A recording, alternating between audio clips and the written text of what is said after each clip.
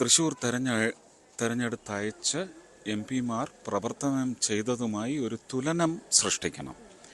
ആ തുലനം മറ്റ് 19 മണ്ഡലങ്ങളിലെയും വോട്ടർമാരുടെ മനസ്സിൽ വ്യതിചലനങ്ങൾ സൃഷ്ടിക്കണം. അതാണ് ഞാൻ അരാഷ്ട്രീയം കൊണ്ടുദ്ദേശിച്ചത്.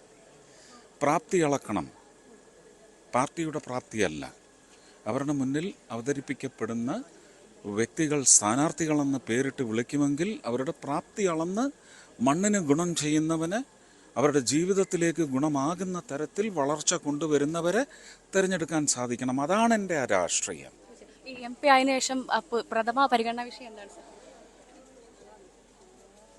ഞാൻ പറഞ്ഞല്ലോ, ഞാൻ തൃശ്ശൂരിന് വേണ്ടി മാത്രം ഒതുങ്ങില്ല. ഞങ്ങൾക്കറിയാം തൃശ്ശൂരിന്റെ മാത്രം MP ആയിരിക്കില്ല, കേരളത്തിന്റെ MP ആയിരിക്കും. ആദ്യത്തെ ശ്രമം അടുത്ത ബഡ്ജറ്റിൽ, ഇപ്പം ഒരു ബഡ്ജറ്റ് വരും, ഇന്ററിം ബഡ്ജറ്റിലേ വന്നുള്ളൂ, അതിൽ ശക്തമായി ഉന്നയിക്കും.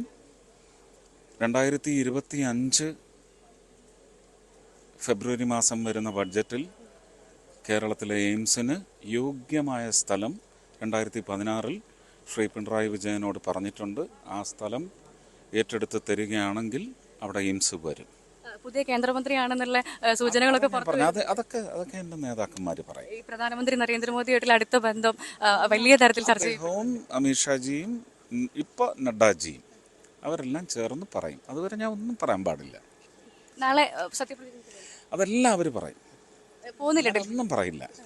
അതെല്ലാം അവർ നിശ്ചയിക്കും. ഞാൻ പോണോ വേണ്ടതെന്നൊക്കെ നിശ്ചയിക്കും. എന്നാലും ഏറ്റവും കൂടുതൽ ഏത് മന്ത്രിസ്ഥാനമാണ് ആഗ്രഹിക്കുന്നത്? ഞാൻ പറഞ്ഞ എനിക്ക് 10 വകുപ്പുകളുടെയെങ്കിലും ഏകോപനം കേരളത്തിന്റെ അനിവാര്യതയായ 10 വകുപ്പുകളുടെ ഇടപെടലല്ല, പെനട്രേഷൻ ആവശ്യമുണ്ട്.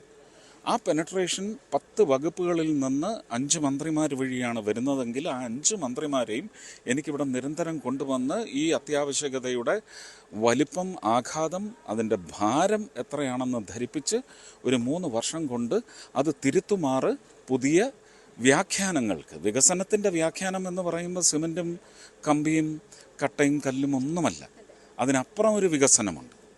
അത് കൊണ്ടുവന്ന് സാധ്യമാക്കുന്നതിന് വേണ്ടുന്ന ഇടപെടൽ, അതിനൊരു ആക്ടർ അല്ലെങ്കിൽ ഒരു കറ്റാലിസ്റ്റായിട്ട് വർക്ക് ചെയ്യണമെന്ന് തന്നെയാണ് എൻ്റെ ആഗ്രഹം. പരിഹസിച്ചവർക്കും വിമർശിച്ചവർക്കും ഒരു മറുപടിയല്ലേ ഈ വിജയം? അവരൊക്കെ സമാധാനമായിട്ട് ഇനി ഒരു 10-25 വർഷം കിടന്നുറങ്ങട്ടെ. Thank you Suresh. Thank you so much.